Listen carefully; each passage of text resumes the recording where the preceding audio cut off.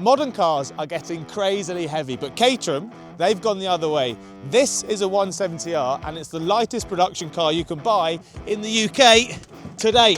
To make it so light, they fitted it with a 3-cylinder 660cc engine and they got rid of a few key essentials.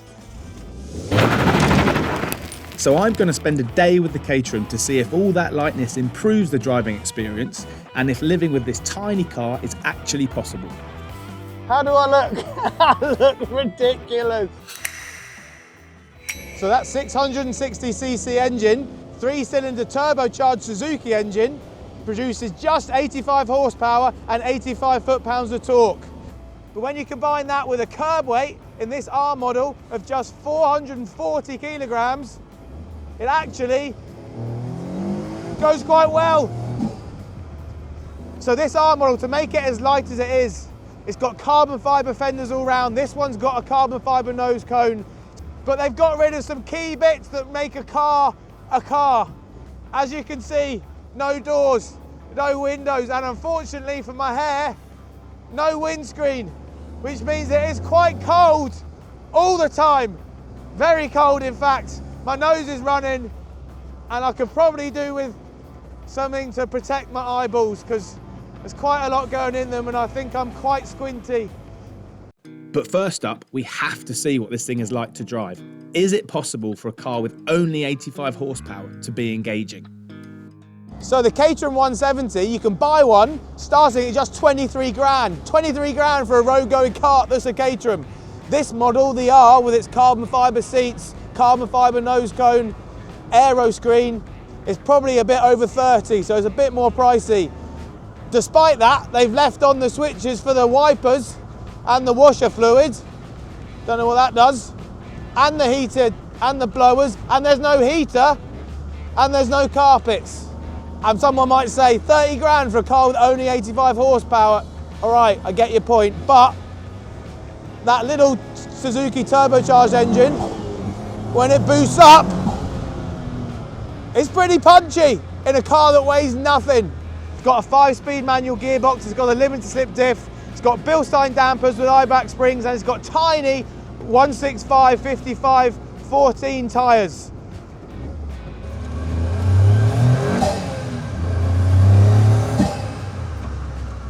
That is an awesome noise, that adds so much. Oh! It's like I'm driving an old Subaru.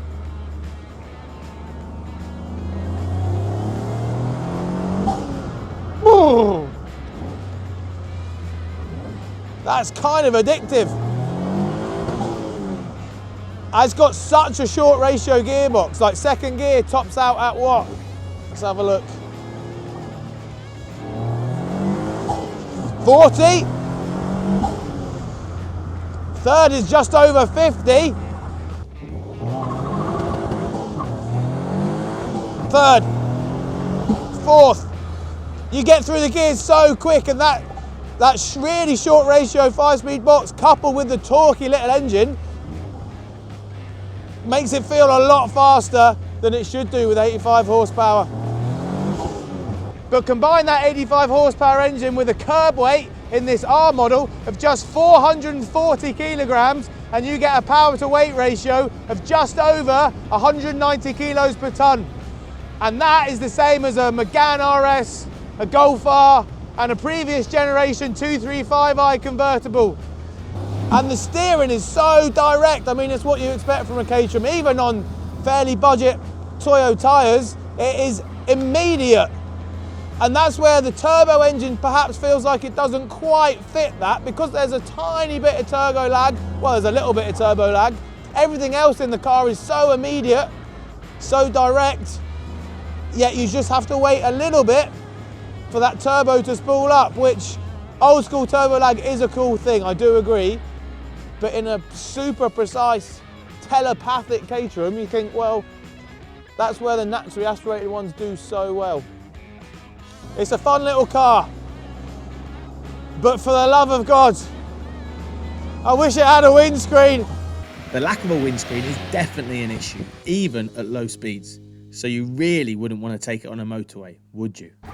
So this is pretty horrible driving normally without a windscreen, but We're about to get on the M25, I think, and this is a stupid idea. I need some eye protection quick. Oh my God. Oh, I don't like it. Oh, there's shit everywhere. Oh, this is a stupid idea. Help! Help! No, I need something else for my face. I've got a helmet, but stupidly, I only brought an open face one, but it'll have to do. The lorries are massive. Why did I bring an open face helmet? That's useless. No good whatsoever. I need something in here now. Oh my God. It's not any better, my face is getting annihilated. Absolutely annihilated. I need something else. This is horrendous. Those trucks are massive as well. Get rid of that, shall we? I've got a balaclava. Who would ever have one without a bloody windscreen? Oh my God, I look like an idiot. Hang on, what else have I got? I've got some goggles. There we go.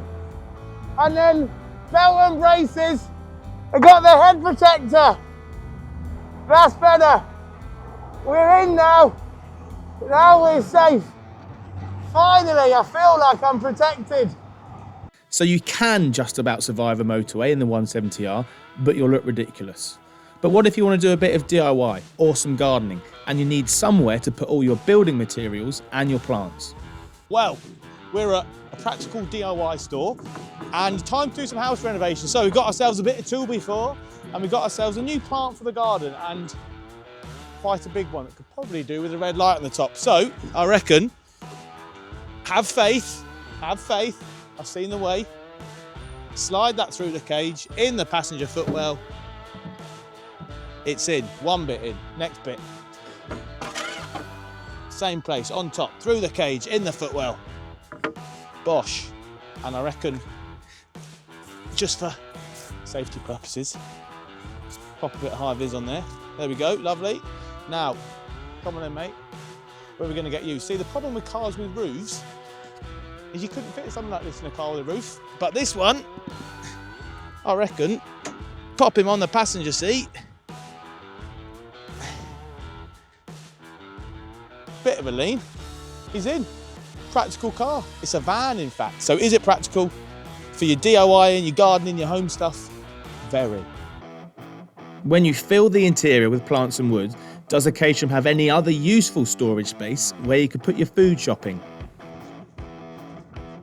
I've got a lovely bunch of coconuts. So, we've got our DIY bits. The missus is called. She's getting a bit peckish, but the sun's out, so I've got fruity vibes going on. So, got ourselves a watermelon, pineapple, and a couple of coconuts. Question is, where do we put them? Because our tall but slightly dead-looking plant is taking up our passenger seat. Storage. So, I'm just gonna pop you down there, Melanie pineapple fella. The only storage this thing has is under here, and I don't believe there's a lot of room, but if we unpop the old poppers, yeah, there's already a car cover in there, which isn't going to help. Oh look, loads of room there in that corner. I reckon we go watermelon first, Matt. Watermelon, it's in. Slide the coconuts in, and then you put your pineapple. Ow, that's really sharp. Put your really sharp pineapple, I reckon, like that. There we are. Leave him there. Pop that one on. Pop that one on. Pop the poppers down. And the Caterham continues to be a very practical car. In the tiny 170R, you sit super low to the ground. It's only 1.09 metres tall. So does that mean it's too low for the window of a drive-thru? Or does having a massive plant sticking out the top actually make it too high? So it's lunchtime. I'm a bit peckish. I know I only just picked up my DIY stuff, but I'm hungry and we're at a Mackie D's. So time for a drive-through. Now, I have got to be careful of old Planty because he's quite tall and this does have a bit of a roof on it, actually. Off we go. Put an order in. What shall we have? God blimey, that's a long way up.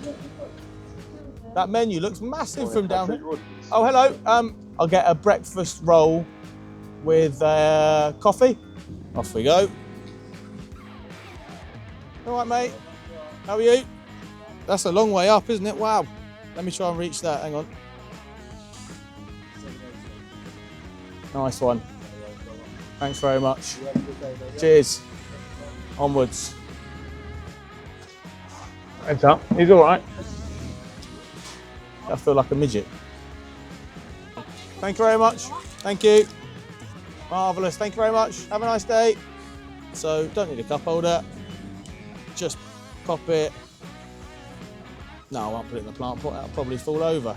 Very practical for drive-throughs. It is a little bit low, but you know what? Access is wonderful. Cheers. At just 1.47 metres wide, the minuscule Caterham should be easy to park in tight spots. But it's got a trick up its sleeve that makes parking it easier than you could ever imagine. There are some normal sized spaces, but then you see some idiot in his Jeep thing parking across two and you think there's a tiny space on the left. I'm not going to fit in there, but in a Caterham you will. All you got to do is you've got to line it up,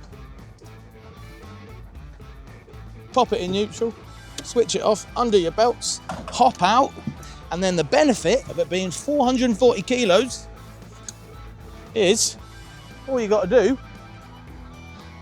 push it in the space. Easy as this. Might have to steer a little bit. I think I've wonked it a touch. But there you go. Parked. Caterham parking. Easy. Driving the 170R attracts a lot of attention, especially when there's a tree sticking out the top. Everyone seems interested in the car, and sometimes you even get other Caterham owners coming over for a chat. What engine? It's the 3-cylinder 600cc turbo Suzuki engine. Motorbike. I think it derives from a bike engine, yeah. They put a slapped turbo on it. It's only 85 horsepower, but it weighs 440 kilos.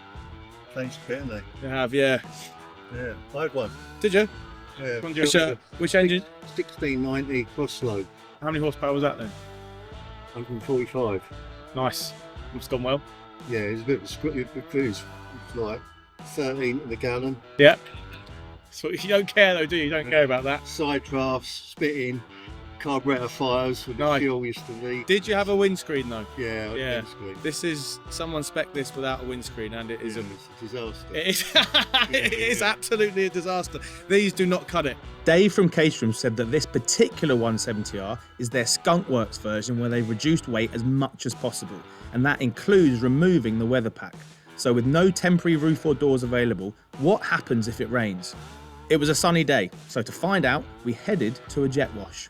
Cameraman Matt is ready and waiting. Before we do that, hold on a moment there please, sir. You need to have your Caterham equipped with one of these. A brolly. Off you go. Bloody hell. Jeez. Not in the face, kind sir. I say. I'm getting f***ing soaked. All right. No. Jesus. As expected, if it rains and you're in a 170R with no weather pack, you're going to get soaked, even with an umbrella. So leave the Caterham at home and take something else. Onwards. So what's this Caterham like to live with? Well, we spent a day with it. It's practical. You get your shopping in it, your DIY in it. Drive-throughs, parking's an easy thing. No windows, no doors, it's lovely. And when you enjoy it, it is an awesome car to drive. Ow! No! What was that? Maybe just stick to 30 and because it hasn't got a windscreen, don't drive it on the motorway.